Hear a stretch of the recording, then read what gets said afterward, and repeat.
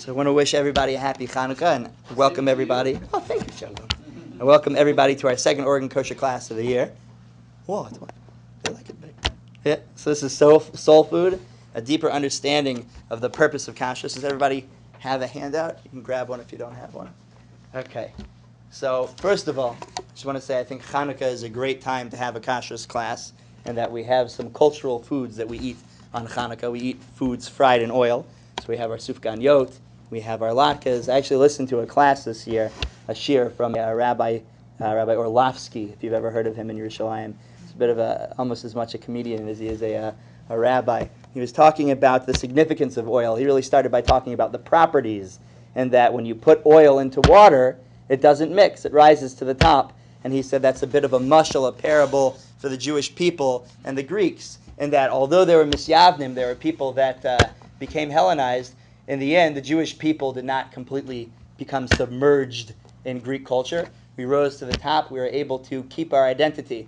But he also throws in that the Greeks were very interested in being physical, in the beauty of the body, in the physique. So we therefore eat oily foods, fried foods, to show we're not so into the big physique. It's not our thing. So this is a little bit of a different type of class for Oregon Kosher. We're usually talking more halacha. In fact, until now, we've always picked a more law-based topic. This is the first time we're really talking in hashkafa, more philosophical terms, seeing as we're going to be talking about the purpose of the laws of Kashrus. So in my line of work, of course, whenever I go to a factory, I oftentimes get people asking me, like, well, Rabbi, what are you doing here exactly? And what is the laws of kosher? And I get that question. Some of them really do think bless the food, just by the way. It happens to be a lot of times when I go to an early morning koshering, so I have to daven Kashrus there. So I put on my talis and tefillin, and they expect maybe this time I'm blessing it for however many months until next time I have to come in for an early morning koshering. So and sometimes when I go to a factory that I'm setting up initially, we do a PowerPoint presentation, and one of the first things that comes up is I have a statement that comes up. The rabbi blesses the food, and we do a true or false. And of course it's false, and then I put the X through it, and about I would say 75% of the people will say, at least because I'm presenting it as the rabbi blesses the food. So then they're just like, yeah, because they don't want us to look silly. But then, but that's one of the main things I try to tell people when I come there. I'm here to. Is holy water? Right. Sprinkle. So I let people know that I'm mainly there to take care of ingredients, equipment, and method of cooking. But a lot of people think that they have kashrus completely figured out. Some people will tell me, oh yeah, it's all about animal rights. Some people will tell me it's all about health. I had a great one I want to share with you. One of them told me, where is this? That a pig, they had an idea for pigs. A pig consumes a quantity of food that is disproportionate to its value as a food source. So of course, it wouldn't be kosher. Because it's not economical. So you have different people with different ideas. Some of them actually have some value in some of the things they're saying, not exactly Torah, but a cow requires 7 times the quantity you put on one. Yeah, I didn't really get into it with him. I wasn't gonna be like, yeah, actually. I was just like, oh, that was very interesting. This is a cool idea. So sometimes they have interesting ideas, but I wanted to go through some more classical sources as to why we're keeping kosher. And when I started researching, I noticed that a lot of people start off this class on reasons for kosher with more of a class on ta'amei ha-mitzvos, reasons for mitzvos as a whole. And one of the things I mentioned in the last class, we're not going to do a whole long class on ta'amei ha-mitzvos. It's really its own class as to why a divine power needs us to do mitzvahs in the first place. How could we say, us finite beings, that we can understand a mitzvah? It's a very broad concept on its own. But I will throw out a few things that were mentioned, and that is that, first of all, like I mentioned in my Shemitah class, as with all mitzvos, we're ultimately doing them because they're the will of Hashem, as we see from His Torah. But nevertheless, even though that's an overriding theme, we're doing it because Hashem told us He wants it from us. We also know that there's reasons behind why Hashem would want us to do that type of thing, and it's worthwhile to look into those. And I want to quote one thing for you. There's a pasuk in Tehillim that says, contemplate. The word really is used there as Talmud, taste. literally taste and see that Hashem is good. I.e., Judaism doesn't expect people to be capable of fulfilling all the commandments without having any appreciation of their meaning and their beauty. The study of the reasons of the Ta'amei HaMitzvos, the reasons for commandments, is perhaps one of the most effective ways to be able to put meaning into them, put meaning into someone's life when they do a mitzvah, actually having feeling of connection to Hashem when they do it. Mitzvos have different categories. They could be put into many different boxes. I'm going to mention one thing really quickly. There are mishpatim and chukim. Mishpatim are laws where the logic in the law is pretty visible. Thou shalt not kill, things like that. We can understand taking a life would be wrong. Chukim are very different. Chukim are laws that we do because they are a gezeira of Hashem, they're a decree of Hashem. Their reason is not something that our finite minds can capture. It happens to be, most meforshim anyways, struggle to give reasons for those things. They accept the idea, this is a chok, it's beyond human understanding, but they still try to give reasons, especially in as much as, just to throw it out there, Hashem doesn't really need our mitzvos per se. He's not going to be chaser, he's not going to be lacking if we do it or we don't do it. But many mefarshim tackle the doing of mitzvos, looking at it through a lens of Hashem prescribed this to us almost as a medication because it can do something for us. It can help us in a way. And that's one lens we're going to be looking through tonight. So let's go ahead and start at the first source. Henry, you didn't miss anything. You just missed my introduction on the idea, the whole idea, the Rabbanim that I saw speaking about the reasons for Kashrus, kind of threw out there that there's a whole idea of what it means to have a reason for a mitzvah in the first place. So let's go ahead and look at the first source over here. We're in section 1, philosophy of keeping kosher. Part A, eating kosher foods is meant to improve one's character. So I'm going to read the first source to you here. This is a Ramban in Parsha Shmini. Shmini is the first large body of kosher law. It really shows up. There are two places that have really a whole aliyah of the Torah that are all about kashrus. The first is the 6th aliyah in Parsha Shmini. The second is the 4th aliyah in my bar mitzvah parsha, Parshas Re'eh. So this one's from Parsha Shmini. Rashi says, the Ramban says, talking about non-kosher animals, particularly birds here, V'hine tam ha'isr, the reason for the prohibition, ba'ofos, with non-kosher birds, mipnei achzarius toldosam, is because of the cruelty of their nature. We're talking about raptors, of birds of prey. V'abehemos yitachin shukain. It's possible this is the reason also for the non-kosher animals, lions and tigers and bears. Predators, yeah. Because you don't find in the category of kosher animals, those that chew their cud and that have split hooves, you don't really find predators. You don't find a dores. Dores means something that tramples its prey. Vashar, but other animals, kulam gitrofu. They're all ripping their prey to shreds. So let's just develop this idea for a second. An animal has an essence, and an animal has characteristics. So when you look at a carnivore has a midah of achzarius. It has a character trait of cruelty, and to rip apart its prey and devour it. You were wanting to ask something, Mitchell? This is only in reference to land animals, though, correct?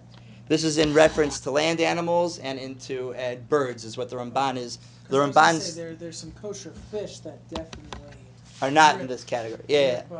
Yeah. So when it comes to shkatzim and shrutzim, which are creepy crawlies and more nastier things like scum-sucking bottom feeders, then there's some other reasons. You say barracuda and piranha, fins and scales. But barracuda and piranha, you're saying are predators.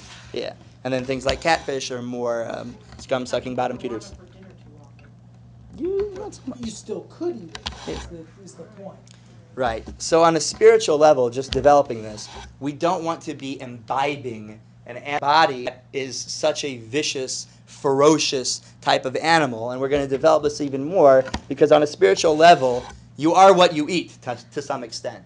When something becomes internalized into your body, becomes flesh of your flesh, there's something there's a roshem, there's an impression that's made on you from that animal that you are eating. So since these animals have this midah, this character trait of achzarius, of a certain ferocity, and achzarius really literally translates to a cruelty. It's not something that we want to take into our bodies. There's actually 3 Rambans that I have here. The second Ramban is from a sefer of his Toras Hashem Temima. I'm not going to read you the whole quote. I'm actually going to go to the last couple of lines. The Damam, again talking about non-kosher birds, particularly. The Damam, their blood, Ubsarim, their flesh, Molid Achzarius Benefesh, will breed into a person's soul this cruelty. It will put it into you. The Yisrael and Jewish people, Shenitztavu Lios Rachmanim, who are commanded to be merciful, the Ohavim Zelazeh, and love each other, Roi Hu Le'aser Lahem. It's fitting for this type of thing to be prohibited from them. So that's what I was trying to develop here, is that there's an idea that when you bring something into your body and it becomes your flesh, there's a roshem, there's a mark that can be left. There are other things. It's interesting, although it's not on quite the same level. There's a Sharat Sion, which was written by the Mishnah Berurah. That's his notes on the bottom of the Mishnah Berurah, and the laws of Tisha B'Av. And it's talking about not listening to music. And he goes off on a big tangent and speaks about listening to songs that have, horrible lyrics of cruelty, things like that, that also can be molid in a person, can bring into a person a tevara, a bad nature. Because what you bring into your body, be it through song, be it through, I think I've seen it elsewhere, through scent, be it through eating, it can have a spiritual effect on a person. So what do we eat? What do we eat in actuality? So we eat ruminants that have cloven hooves. Right? Those tend to be tranquil animals, domesticated animals. They don't really have many natural weapons. Happens to be bulls have horns. There are some animals that are kosher that have horns, but they're not predators. Now, those horns are not really made to go after their prey with. Most of them are eating grass. They're chewing their cud, so they're not going after other animals. I'm going to get to you in 1 second, Tzvi. And what we can't eat are these animals that have these character traits of achzarius, that are going after others and trampling them. Yes, Tzvi. The idea of cruelty strikes me that in the last few decades, really, we've taken our animals that are, including animals that are kosher, chickens, and also, and we made farms into factories where We've morphed the animals a little bit in doing so. Animals, That's where you're going. we actually, I was just reading about chickens where that they're raw on the bottom because they've been bred to have so much weight, and they rub on the cages so their skin is, all the feathers are torn off and the skin is raw, and they're basically tortured. Yeah, The animals that's are cruelty tortured. on the side of the man. And I'm going to go further with your idea, though. So I'm just wondering whether there's, and it seems like, actually, there's some reaction against that now, but it's not centered in the Jewish world. Which is a little. Yeah, on some level, that's a midah of achzarius on the side of the people. On the side of the people, it's a little cruelty. Is there any trend in the maybe some for after the class. What comes up a lot in the Kashrus world is that there's a concept called sar ba'alei chayim, causing unneeded pain to animals, and there are those commentaries that hold that that's actually a d'oraisa prohibition, so it's prohibited straight from the Torah.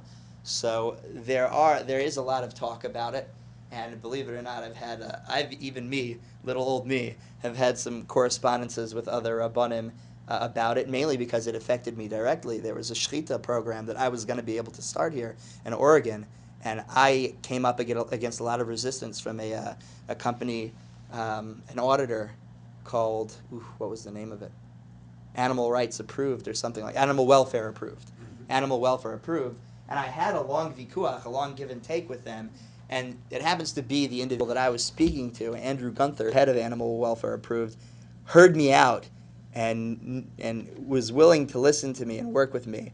But unfortunately, although he agreed with me on a personal level, he wasn't really able to help me so much. And I think we need to build more awareness of it in the kosher world, and it's something that's certainly coming up. I want to add one more thing to what you're saying, in that not only is that achzarius on the part of the people, when you keep those animals in such close quarters, they become a little achzari themselves. The chickens rip each other to shreds. So you're being Grind their beaks off, yeah. so that way they can't peck each other to death. Yeah, Joni. Are there companies who supply kosher There's a animals? door that can be opened.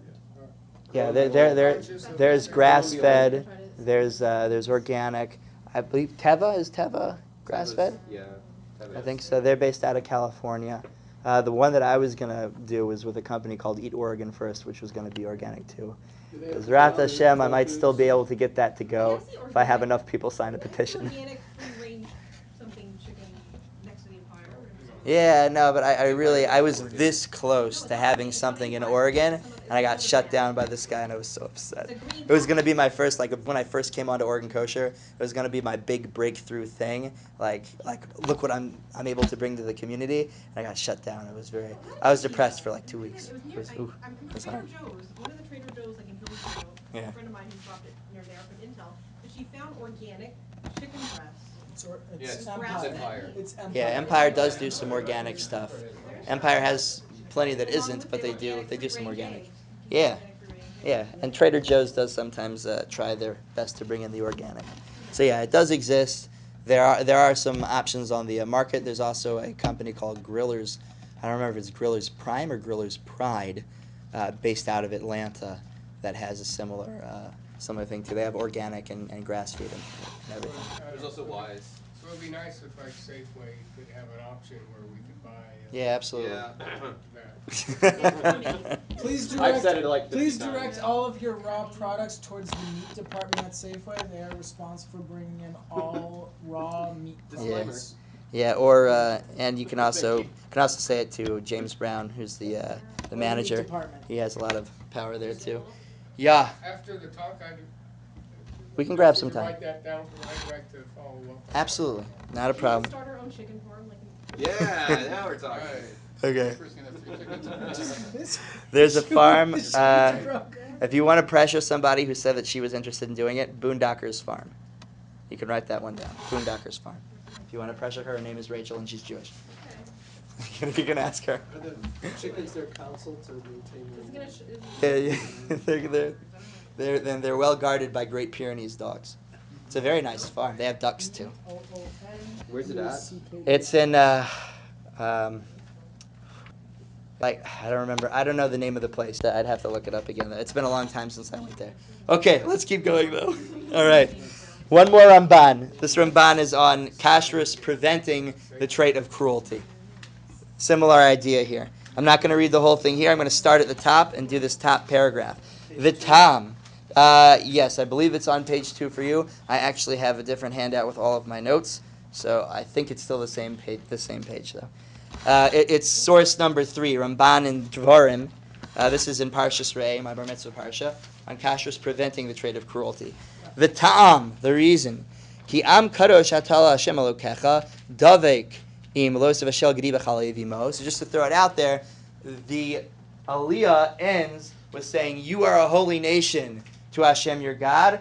By the way, don't eat a kid boiled in his mother's milk. That's a bad idea. It's kind of a strange switch there. You're very, very holy. Don't boil children in their mother's milk. That's how. I kind of wondered, like, why is it okay to put our chicken, like make a schnitzel and put bread our chicken, use an egg or chicken? That's a good question. Let's talk about it after. It's an interesting idea. Yeah. So the Ramban is asking, why are these two things connected? We're a holy people. Don't cook a kid in its mother's milk. It's not a disgusting food. It's not something that should be a problem. What's the problem?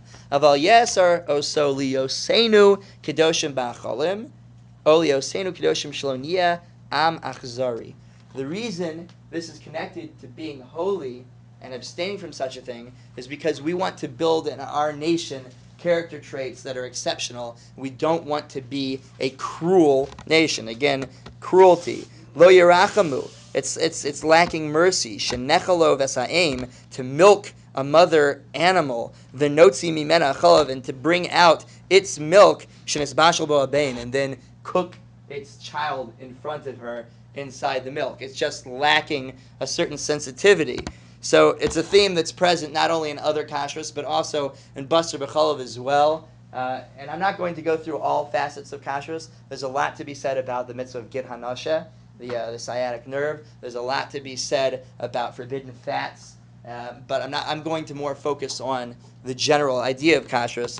Basar B'Chalav is one example. I just wanted to bring that a person who does this type of thing is lacking compassion. To kill a baby in front of the mother and then boil it in the mother's milk is just lacking a certain compassion. It's kind of to the mitzvah of shiluach hakein, of sending off the mother bird before you take the eggs. It lacks compassion to just grab a child away from the mother. And even though it's true, we're talking animals, but even so, it's a very painful thing. It reminds me of your story with turkeys in Eugene, when the turkey got run over and the family mourned. Ooh, it was yeah. The family of turkeys? Yeah, Yeah, I saw this we don't have to bar. go there. It's pretty sad. It's a sad And story. the turkeys are mourning. Yeah. Other Mefarshim also compare this to kilayim, to grafting different seeds, and to shatnez, to putting wool and linen together. It's a certain perversion of Hashem's world. He wants it in a certain way. He's given it to us in a certain way, and this is kind of a perversion of what he wants. I'm going to jump a little bit off of your sheets for a second to talk a little bit more, since we're talking about building good character traits through Kashrus.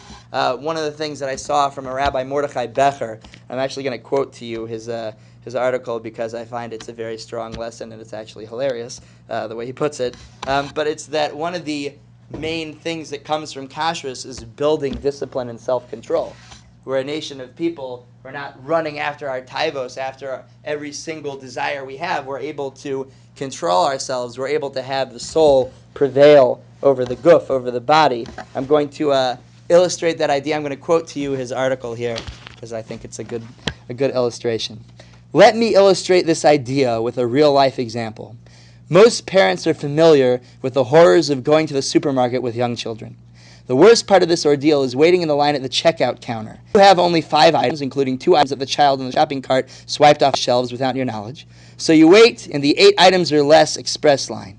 The lady in front of you has 25 items at least. She's trying to pay with a third-party check from Paraguay in Tibet and is negotiating with the clerk over expired coupons and her mortgage. You're waiting with 2 children under the age of 6, surrounded on both sides by 4-foot-high canyon walls of sugar-based products. The children are becoming increasingly impatient and begging for candies, and you are becoming more and more angry and frustrated as time goes on. Of course, most children will scream and beg and embarrass their parents into buying the candy. For those who are not parents, be assured that this is standard practice. Now for the true story, he says. This is about him, Rabbi Mordechai Becher. I moved with my family from Israel to Toronto for a 4-year stay, and in the first week was waiting in line at the supermarket as described above, more or less, with one of my children. He asked me for a chocolate bar. I looked at the bar and I told him it wasn't kosher. And really, it wasn't kosher. And he was silent, accepting the decision without tantrums, threats, tears, or hysteria. And it struck me then that my 5-year-old, who has been brought up with the laws of kashrus, had more self-control than the millions of adults in the Western world. How many people accept no as an answer in denial of a pleasure that they want right now? Dangerous? I'll take precautions. Unhealthy? I'll stop after a few.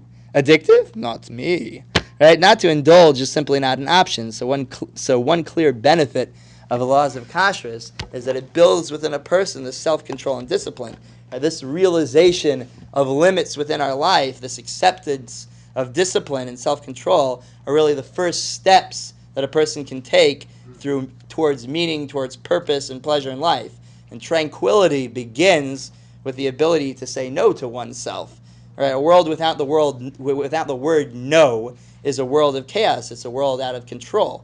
Self-control is the power. It's the power station, really, with which we can harness our natural instincts and impulses. And it's a major part of the kosher experience as a whole. And this next source that we're going to say when we start what kashrus is not supposed to be also goes with this idea of self-control. One other thing I wanted to mention from Rabbi Becher, I don't have a great source that I found for it. I'm sure I could have if I kept looking, but I just saw this in this article and I wanted to share it, is that many of the laws of kashrus are designed to prevent us from becoming callous and cruel, like we said, to discourage hunting, as a form of recreation or sustenance. For instance, we have the requirements of shchita and trephos, which virtually preclude any possibility of hunting an animal and then eating it. You're still under control when you shecht. It's actually best to shecht when it's lying down, although most places are not able to accomplish that.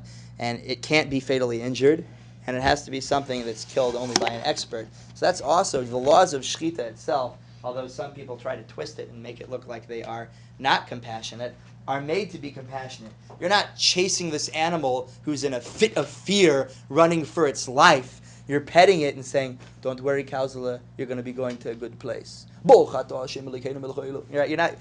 not trying to scare the thing to death. And it's in a good scenario if it's being done right by people who care. So that's another thing that kind of takes us out of this cruelty and gives us compassion.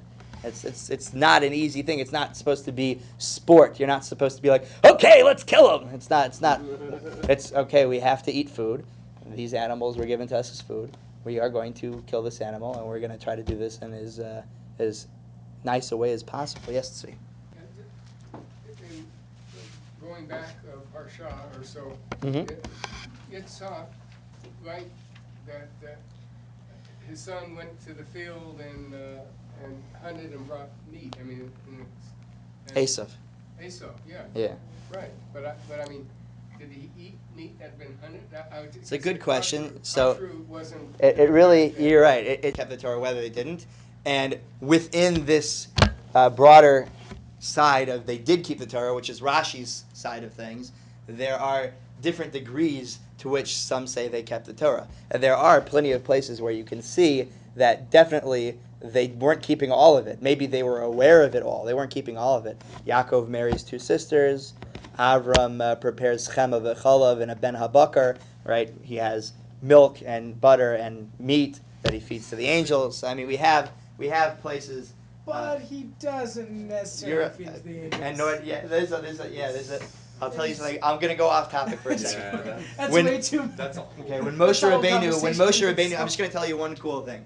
When Moshe Rabbeinu was getting the Torah, there's a very famous medrash that says the Malachim went in front of Hashem and said, "Ma enosh kisis karenu." Why are you remembering man? Why do you care about man? Why are you giving man this Torah? Save it for us. We're Malachim. And Moshe Rabbeinu has this long vikuach, this long back and forth with the angels about why people should get it, not them. It says you should honor your father and your mother. You have fathers and mothers. You know, he goes through a whole thing and he speaks with them about why this should be for human beings. And there's a source, I can't remember where it is now, where he has a whole give and take with them. And one of his answers is their mitzvos of basar. You ate basar b'chalav from Avram, and they said, yeah, but basar b'chalav is only asr midiraisa, only asr from the Torah when you cook it. And his answer to them, but yes, your bodies are completely eish, are made of fire. So you cooked it when you ate it. It's a very interesting thing that he says there. It's an interesting. It comes from a medrash. I saw it brought down in a sefer Talei Oros. I don't remember what the original source was though. Yeah. Okay. So we're going to move on to what kashrus is not supposed to be. When I thought about giving this class, this was the first thing that actually came to mind. This is again a Rashi now in Vayikra. This is specifically in Parashat Shmini, where the first time kashrus shows up in bulk. Va'avdel eschem min ha'amim liosli. Hashem says in the pasuk, "I will separate you from the other nations to be special for me." Im atem uvdalim mehem harei atem shli. If you're separate from them being non-kosher animals, and through your observance of the Torah, then you're mine. V'im lav. But if you don't, harei atem shel Nebuchadnezzar v'chaver. If you belong to Nebuchadnezzar and his friends. Rabbi Elazar ben Azariah Omer. Rabbi Elazar ben Azariah said, Minayin shlo yomer adam. How do I know that a person should not say nafshi katza b'basar chazer? I'm disgusted by pork. It's just so gross and nasty. Efshil vush kiloyim. Ugh, I don't want to wear wool and linen. That just sounds so out of style. Aval yomer. What should he say? Efshi. That's possible for me. I would do it. That lobster looks delicious. What should I do? Va'avi shebashamayim gazar alai. My Father in heaven has decreed upon me not to do it. Talmud Lomar, and the Torah therefore says, Va'avdil eschem min ha'amim liyosli. I'll separate you from the nations to be for me. Shetehei avdil eschem mehem lishmi. Your separation from these things should be for the sake of my name. Parish min ha'avera mekabel of ol malchus shamayim. You should separate from sin and accept upon you the yoke of the kingdom of heaven. So what he's saying is these mitzvahs of kashrus,